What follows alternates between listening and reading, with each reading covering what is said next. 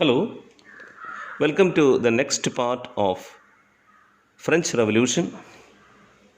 Here we discuss the result or impact of French Revolution and also about Napoleon. When France sneezes, the rest of Europe catches cold. These words of the Australian Chancellor Metternich shows or indicates the importance of France, the influence of France over other nations.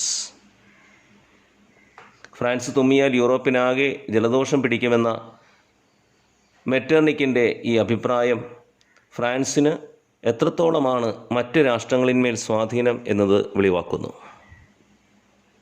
Now we shall discuss the important results of French Revolution or the impact made by French Revolution all over the world. First of all, stimulated all the later revolutions in the world. പിൽക്കാലത്ത് ലോകത്തുണ്ടായ എല്ലാ വിപ്ലവങ്ങൾക്കും ആവേശം പകർന്നു എന്നതാണ് ഒന്നാമത്തെ French വിപ്ലവത്തിൻ്റെ ഫലം. After American war of independence also we discuss the same result, that is, after a revolution or an important incident, definitely it will influence the other nations of different parts of the world. Next one, paved the way for the end of the feudal system in Europe. യൂറോപ്പിൽ feudal വ്യവസ്ഥയായിരുന്നു ഉണ്ടായിരുന്നത്. Feudal Lord's dominated and the common people suffered. And French Revolution marked the end of feudal system. Next, proclaimed that nation is not merely a region but the people.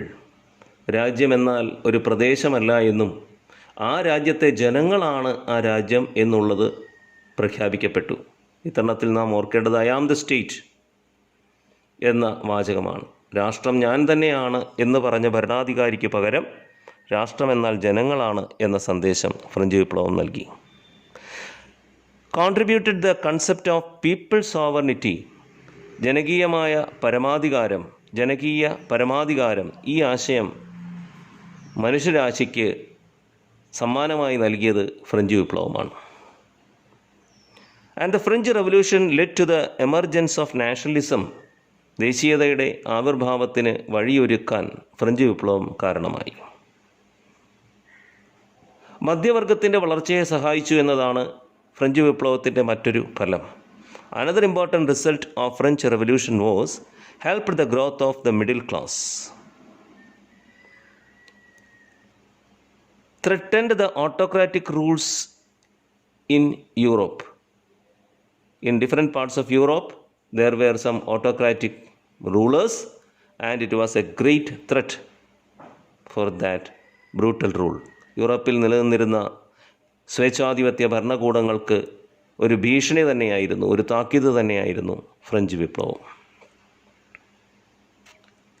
ഇത്രയൊക്കെയാണ് French വിപ്ലവത്തിൻ്റെ പ്രധാനപ്പെട്ട ഫലങ്ങളായിട്ട് നാം ഇവിടെ വിശദീകരിക്കുന്നത്.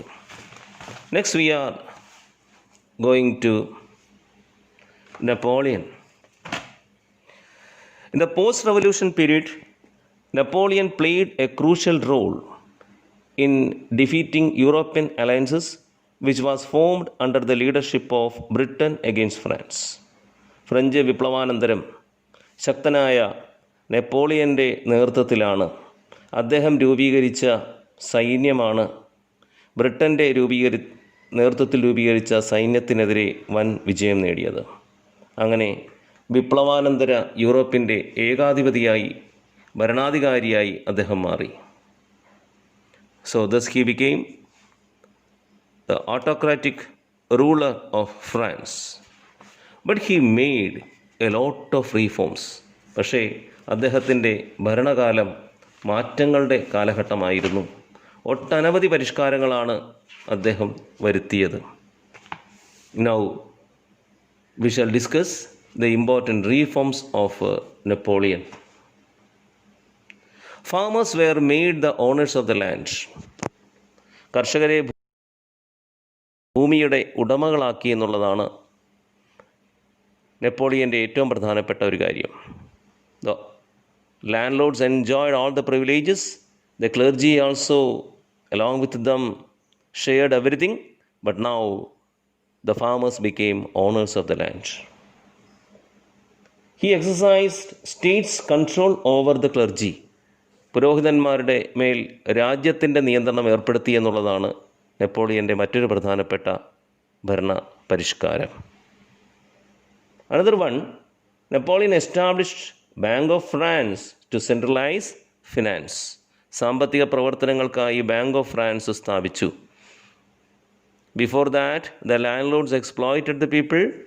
There was no financial institution for the nation, and as a model to the whole world, he established Bank of France as a nation's bank. He prepared a new code of law by codifying the existing laws. So many laws were there, but they had no uniformity. Napoleon codified the existing laws. Another important contribution of Napoleon was sinking fund. പൊതുകടം ഇല്ലാതാക്കുന്നതിന് വേണ്ടിയിട്ട് sinking fund രൂപീകരിച്ചു എന്നുള്ളതാണ് നെപ്പോളിയൻ്റെ ഏറ്റവും പ്രധാനപ്പെട്ട മറ്റൊരു ഭരണ പരിഷ്കാരം. Sinking fund means if some emergency is coming, some flood, some war or something like that, in order to protect the people from financial crisis, an emergency fund, if we have an emergency fund, it will help. So this concept was put forward by or put into practice by the great Napoleon. And he constructed roads. So many roads were constructed by him, and the transporting system became smooth. Business and commerce flourished as a result of all these things, that is construction of roads and transportation systems. ഗതാഗത പുരോഗതിക്കായി റോഡുകൾ നിർമ്മിക്കുകയും അതനുസരിച്ച് കാര്യങ്ങൾ ചെയ്യുകയും ചെയ്തപ്പോൾ ധാരാളം ബിസിനസ്സും വാണിജ്യ പ്രവർത്തനങ്ങളൊക്കെ വളരെ നല്ല രീതിയിൽ ഫ്രാൻസിൽ ജനങ്ങൾക്കായി ലഭിച്ചു. പക്ഷേ ദുഃഖകരമെന്ന് പറയട്ടെ, നെപ്പോളിയനെതിരെയുള്ള ഒരു നീക്കം മറ്റുള്ളവർ കൊണ്ടുവരാൻ തുടങ്ങി. നെപ്പോളിയനെ അല്ല അവർ ഭയപ്പെട്ടത്. യഥാർത്ഥത്തിൽ നെപ്പോളിയൻ കൊണ്ടുവന്ന പരിഷ്കാരങ്ങളെയാണ് അവർ ഭയപ്പെട്ടത്. അതുകൊണ്ട് the European countries feared that the reforms of Napoleon would spread all over Europe. They organized themselves under the leadership of England, and they defeated Napoleon the Great in the Battle of Waterloo.